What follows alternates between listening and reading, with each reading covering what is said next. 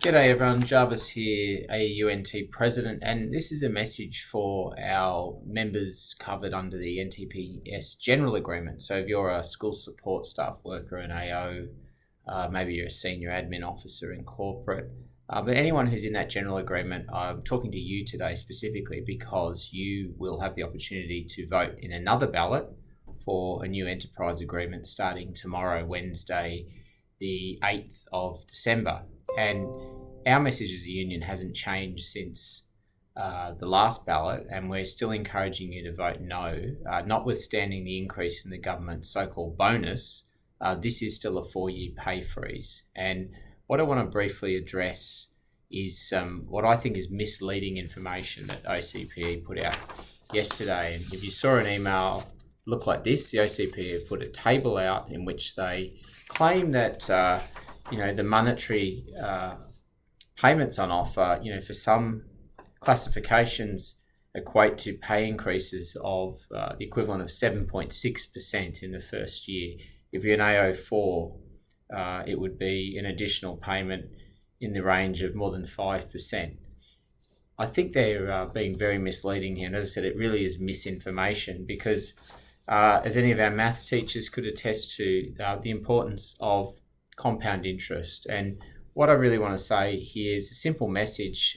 We've done some modelling.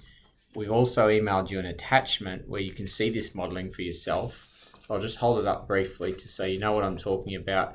We've done some modelling of 1.5% pay increases, 2.5% pay increases versus the pay freeze. And what it shows is that even for fairly low paid employees, AO2s, with say a 1.5% pay increase over 4 years, you would accumulate about $8,500 in an additional remuneration. So you're getting close to that $10,000 mark.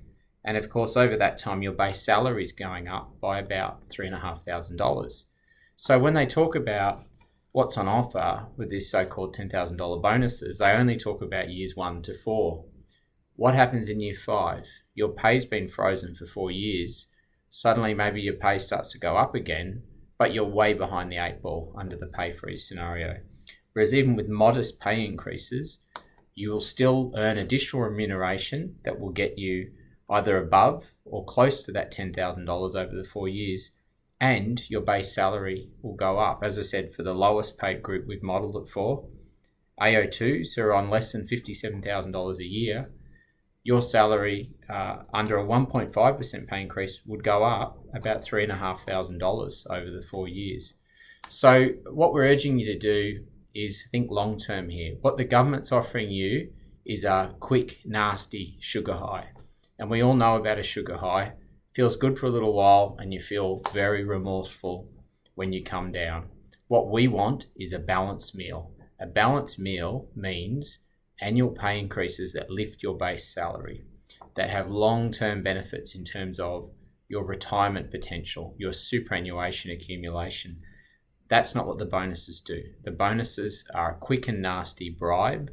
You would do well to reject them, and by so doing, you will further empower your unions, as you've already done by voting no once, to demand the government sit down and work through a sustainable process, a way we can negotiate reasonable pay increases in a manner that lifts your base pay, and we do that in a manner that is, frankly, much better than what we've seen so far from a government that has totally been failing to sit down and work through these issues with the unions in a constructive manner.